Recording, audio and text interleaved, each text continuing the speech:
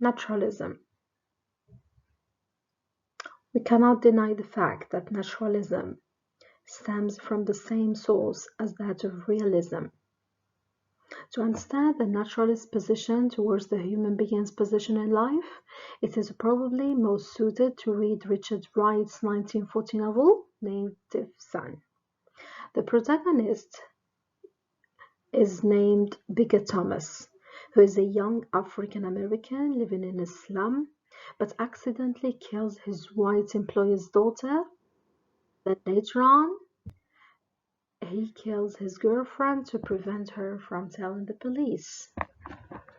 The character is forced to act according to what his nature tells him and according to what society expects him to do or to be. Thus, characters' inherited traits and environmental influences determine plot outcome. The flourishing time of naturalism was between 1860s and the 1940s. It is a literary movement that concerns itself with detailed description of reality, focusing on the idea that a person cannot escape their heredity. Born through realism, naturalism shares common points with realism. Both are concerned with detailed description of reality, but the naturalist's tone is usually pessimistic as they focus on discussing the natural forces that stand against man's way to success and happiness. The term naturalism describes a type of literature that attempts to apply scientific principles of objectivity and detachment to its study of human beings.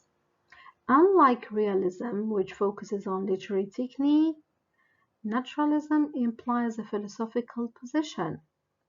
For naturalistic writers, since human beings are, in Émile Zola's phrase, human beasts, characters can be studied through their relationships to their surroundings. Naturalist writings are often pessimistic because man is powerless towards the forces of his environment. In other words, man is controlled by his environment, by his true nature. Well, if you remember, when we dealt with Charles Dickens's Oliver Twist, we said that some characters may appear as being bad in nature, however, in a certain point, they act in a good way. Therefore, Charles Dickens's idea is that good is at the heart of human nature. However, because of Darwin's theory, the naturalists tend to believe that evil is at the heart of human nature. Darwin's theory influences naturalism in the sense that naturalists believe that we are who we are and it is in our nature to sin, to err, and to make bad things. For them, we act badly because we were created with a bad nature. Therefore, we cannot escape it. In other words, naturalists tend to deal with a man's position in life in a scientific way, believing that it is a human to err and there is no escape from this earthly reality. Survival of the fittest. It means if you are strong enough, you will survive in this world.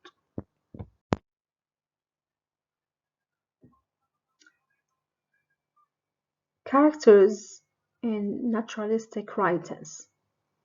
Well, characters are often helpless and weak because natural forces like environment, heredity, instinct, chance are often more powerful than them.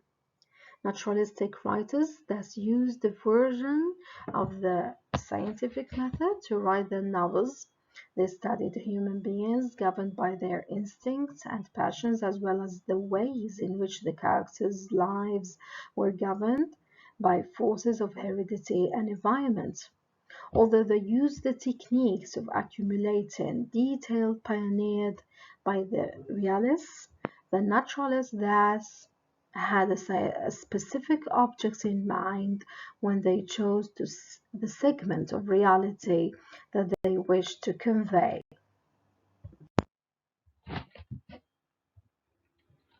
Characteristics of characters. Frequently, but not invariably, characters in naturalistic writings are ill-educated or of lower class, whose lives are governed by the forces of heredity, instinct, and passion. Their attempts at exercising free will or choice are hamstrung by forces beyond their control. Social Darwinism and other theories help to explain the fates to the reader. Well, in this context, I should highlight the idea of a common theme in naturalistic writings, which is that of determinism. Free will versus determinism is not really an option. Determinism controls everything regarding human lives, the human being's life and fate. When we dealt with Romanticism and later on Gothicism, we refer to the characteristics of setting. The setting there, for instance, is often dark, it's haunted, it is a castle or a big mansion, all right?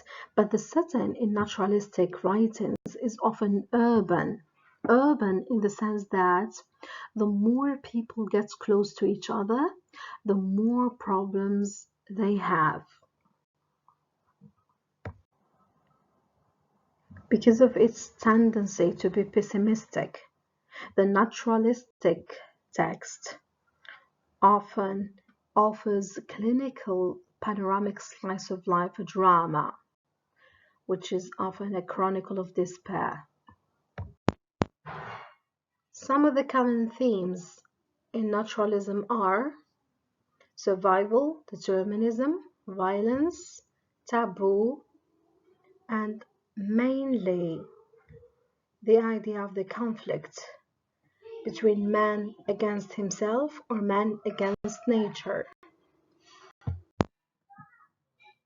Another common theme has to do with the idea that nature uh, is an indifferent force in the sense that it doesn't really have a preference for any human being. It has its own agenda and it doesn't really take into consideration human being concerns.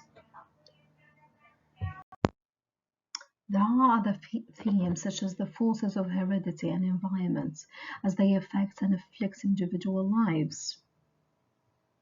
As in different deterministic universe, well, naturalistic texts often describe the futile attempts, or in other words, the fruitless attempts of human beings to exercise their free will, often ironically presented in this universe that reveals that free will is just an illusion.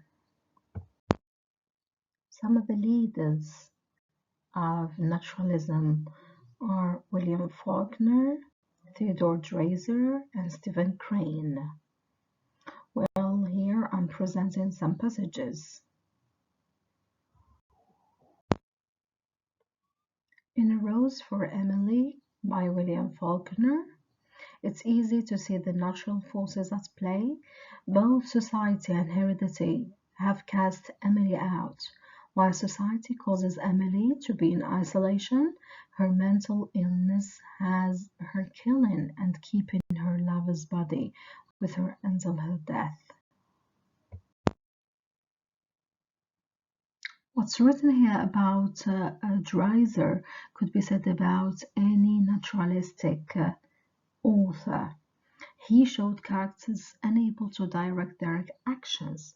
While reading Stephen Crane's Maggie, Girl of the Street, please try to focus on this idea. Try to see or to extract the examples in which characters show their inability to direct their actions.